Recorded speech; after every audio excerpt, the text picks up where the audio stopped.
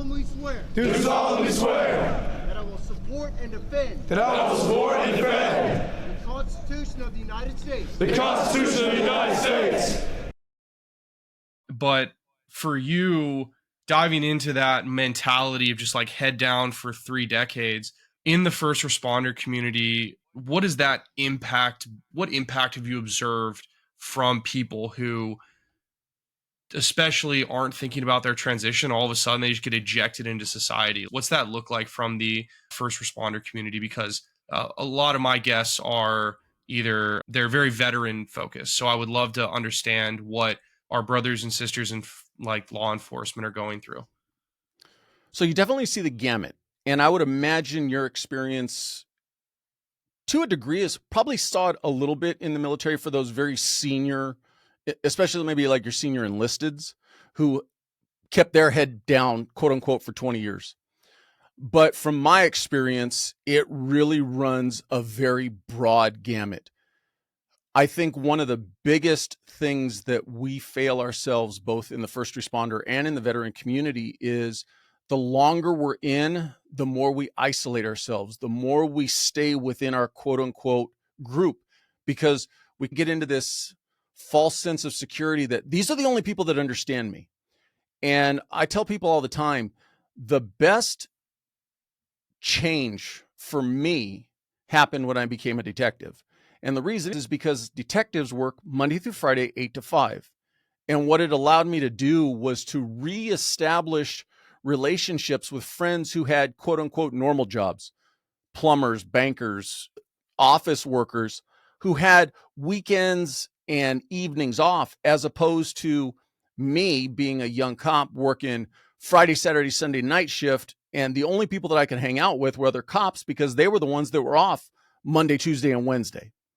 So what you'll find is it's real easy early in your career to get into that mold.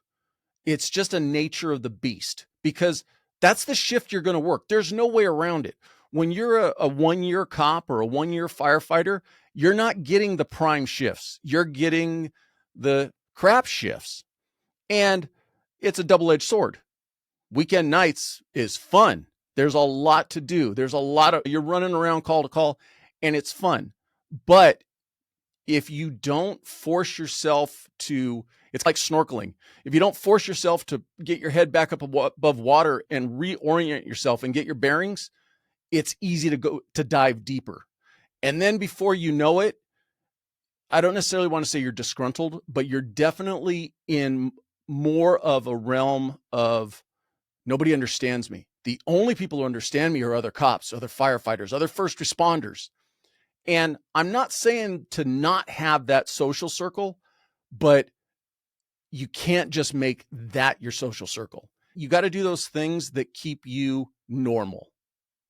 And so in my career, I've seen those people who do a good job of keeping a good work-life balance. And I've seen those others that the job is the only thing that identifies them. And they come to the end of their career, they come to that 30-year mark, and those are the ones who die within 3 or 4 years because they have nothing else in their life. The closer you are to bang, it's going to touch you. No way around it. And yes, we do take comfort in those that we feel are like us and have experienced the same thing. Whether you be a first responder or a veteran, I think it's the same way. The problem that a lot of people don't think about is the media gives a lot of attention to PTS related to veterans coming home because yes, war is horrendous. War is horrific. What they see is, I'm not trying to compare it to what I've seen in my career, but for most veterans, you deploy to the Middle East, you go back to Vietnam, you deploy to the jungles. When you come back home to San Diego, when you come back home to the middle of Wyoming, whatever, there's visually, there's probably very little reminders of what you experienced over there. The complete opposite of that. Imagine you are a police officer. Imagine you pull this car over at the intersection of walk and don't walk on Saturday night, and you end up in the knockdown, drag out fight, maybe even to the point that in your mind, it crosses your mind like, oh shit, I might lose my life in this. It ends well. Person goes to jail, you go home safe. But Sunday, you're driving through this same intersection with your family. Do you turn to your kids in the back seat and go, hey kids, you know what happened right here in this intersection less than 12 hours ago? You can't share that with your family. But for the rest of your career, you're going to go through that same intersection for every day that you're working. And I've talked to several former first responders. That was a huge component of their mental health crisis because they had close friends, whether it be a traffic accident, whether it be a shooting, something where they got injured, and they re-experienced that even subconsciously every time they were back at that same location. You're going to see stuff in your career. You're going to go to the horrible traffic accident where a little baby dies. You're going to go to a house where a child's been abused or a homicide scene or something. It's the nature of the beast. What we need to normalize is talking about it. What I would like to see happen in the law enforcement community, or even with firefighters. You get a young firefighter who's 22 years old and probably not experienced death before. And all of a sudden they're at their first, let's say, burning building. And now they're dealing with burnt bodies. We need to normalize as part of and I'll call it indoctrination, but part of the training is, how did that make you feel? How are you feeling with this? How is this affecting you internally, mentally? And make it okay to say, do you need to take a breather? Do you need to go talk to somebody? Whereas 30 years ago when I started, it was suck it up and, oh, hey, there's another call waiting for you, so go handle it. Are there other things that you have seen from your guests or in your professional career that people have done that have really allowed them to tackle these mental problems that have stuck with you? First and most important is, and you've already hit on this, it's becoming more commonplace. It's becoming more normal to say, I need help. I need to talk to somebody, as opposed to just sitting on it and letting it fester and eat you from the inside out. So I do believe we're seeing a positive change in that direction. From the first responder community, I'm seeing, and this is still more of the bigger agencies that have the ability to do this, they're putting counseling staff in the building and they're just there all the time. And pretty soon they become normal. And what I mean by that, and I've heard it jokingly referred to, we become the plant in the corner. People just get used to us being there and they stop thinking about, oh, there's the doctor. And after a while, it becomes a lot easier for somebody to go knock on the door. Hey, doc, you have 5 minutes. I need to talk to you. As opposed to, all right, the psychologist is going to be here next Thursday at 3 p.m. Everybody line up who wants to talk to him. The other thing that I'm definitely seeing from the veteran community that I really hope we can move forward as a country is the benefits of psychedelics. It's being proven every day. And I've had guests who have had to go down to Mexico and do psychedelic retreats, but they all say it helps. And I think what we're still dealing with here in this country is the residual of the 60s and the impression that psychedelics had back then, as opposed to truly evaluating them for their medical benefit and listening to the people that have done psychedelics and how it's helped them.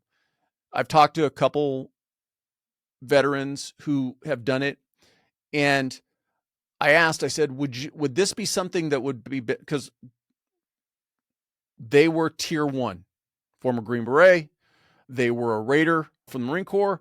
And so I asked them, I said, would this be something that you would recommend doing on the regular throughout your career? And it was, no, that would not be a good thing, because unfortunately, when you are at the tip of that spear And the way they referred to it is when I need to kick a door, I need to be that big bad wolf. And so they don't recommend doing it mid-career, but they all say, hey, when I'm about a year out and I know that I'm done, pull me off the line, put me through this therapy, and let me exit the military in a much better mental space. In my experience, in talking to not former first responders, just people who work in corporate America, but let's say in financial institutions where they're often hiring former law enforcement for investigators. I've talked to a lot of them, and one of the biggest complaints they have is we come in the door after 30 years of being a cop, and every day we have to remind everybody, hey, I used to be. And the thing is, yes, you used to be. You're no longer. Enjoy your memories. Maybe every once in a while share a story, but don't make it every day of your life. Hey, I used to be. Yes, there are going to be times where you're going to want to talk about your previous career, but be mindful of it. Put yourself in a situation, let's say you're in a dating relationship with someone. Imagine how you'd feel if every day they talked about the person that they used to date. Now, obviously, the person they used to date every once in a while is probably going to come up in conversation, but are they going to bring it up every single day? And why are they bringing it up? Are they bringing it up because they're trying to remind you and remind themselves of that relationship? Then go back to that relationship. I know that's an oversimplified way of looking at it, but that's how people who aren't veterans or who aren't former first responders kind of look at us sometimes when every day we're talking about the I used to be's. And what I think drives that home is, okay, fine. You make it all the way to retirement, you retire, and now you're wallowing in. You're stuck in this, man, I miss it. Man, that used to be me. Man, I was this. But let's go to the opposite side. Like I said earlier. So you're running 100 miles an hour. You love what you're doing. It defines you and everything. And literally tomorrow, you blow out your back. And the military says, hey, it's not completely debilitating, but it's debilitating enough that you can no longer be in the military. Or you're a first responder. Hey, you can no longer be a firefighter. And now what? Now you're forced into trying to find something else. So all I'm saying is, if you take the time to think about it, if you force yourself to say, if I lost this career tomorrow, I don't want to lose it, but if I did, what would I do? And I think it's an easier decision when this today isn't your 100% identity. What do you think it takes for people to have the self-awareness to be able to pull themselves out of a bad situation? Yeah, from either side that you've seen from your guests and from your personal experience. It takes a strong sense of personal conviction to admit that maybe you made a bad decision. I'm sure some of it is a little bit of fear-based because you get so deep into your career that you might take it as, I don't really know how to do anything else. And if I walk away from this, what are my options? Or like you said, man, I've gotten comfortable. I'm a senior NCO. Life's easy for me. I'm on easy street. I cruise along. I got people below me who do most of the dirtier work. I like this position in life that I'm in. I may not like the work that I'm doing, but I like the benefits or the perks that come with it. And so they talk about EQ, your emotional intelligence. You have to develop that. It's definitely something that I don't think we're encouraged to develop as we're growing up. This thing of introspection and how does my place in life or what I'm doing impact me? And the bigger aspect to that is that by not doing that, you end up being that disgruntled person who's got a horrible home life. You've got probably a horrible work life because you're not happy and people don't want to be around you. So you're probably flying off the handle at the drop of a hat. You're probably drinking more than you probably should. You're probably indulging in things that are not necessarily good for you on a more frequent basis because you're not at peace on the inside. And I don't think we inherently or instinctually have that built into us. It's something that we have to work on. And so, in combination with that, it's got to be encouraged by our spouses, by our friends, by our colleagues at work, by our bosses at work, of how do you like where you're at right now? How is where you're at feeding you personally?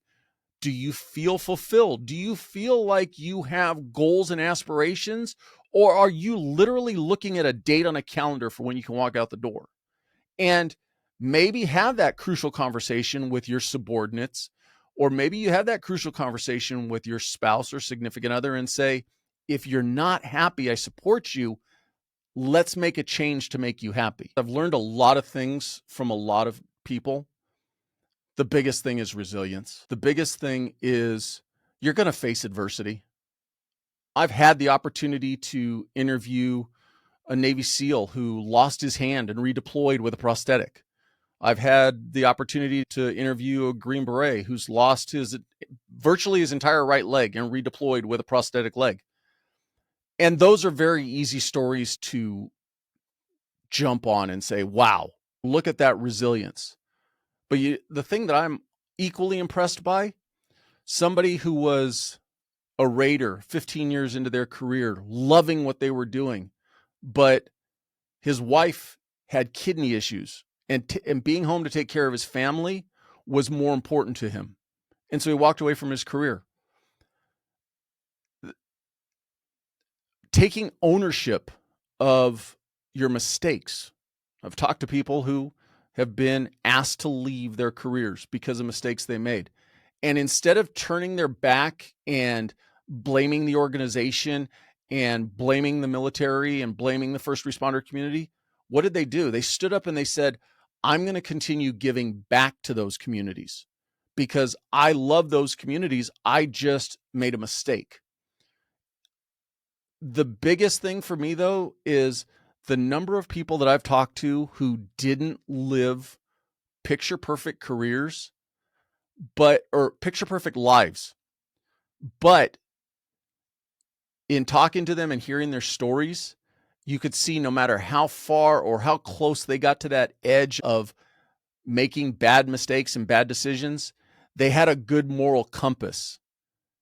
And coming back and thriving when, if you look at it on paper, they should have failed. They should have never been able to succeed. But it's that internal drive that kept them going and allowed them to achieve greatness. Where, going back to your two messages that you push, prep is immediately, start thinking about it now, and take care of yourself. When did you decide that those were your guiding tenets that you would conduct your episodes off of? Was that something that you always had, or did it just molded into that? When did you start building those tenets for your episodes? I knew right away when I started developing the podcast that the whole point of it was start thinking about what you want. It was driven by what career do you want to move into? And a little bit is selfish on my part. I told you that when I became a detective, I was working fraud, and I started seeing the other side of the fence and the jobs that were available to me, working computer forensics, doing computer-based crime investigations, that even 10 years ago, I was starting to think this would be a good post-law enforcement career. And it happened by accident. I didn't go looking for it, but when it fell in my lap, it's okay. And so I started putting most of my eggs in that basket. That's where I was planning to go to.